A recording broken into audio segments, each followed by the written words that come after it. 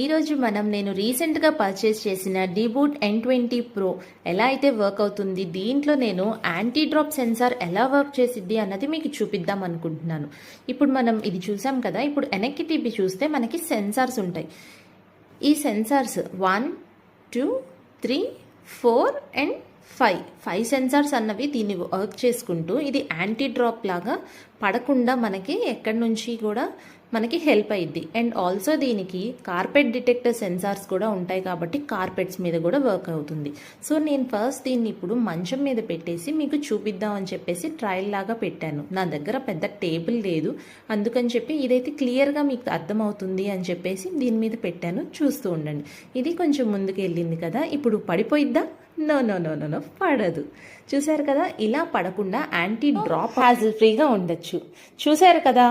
Thanks for watching. Please subscribe. Thank you.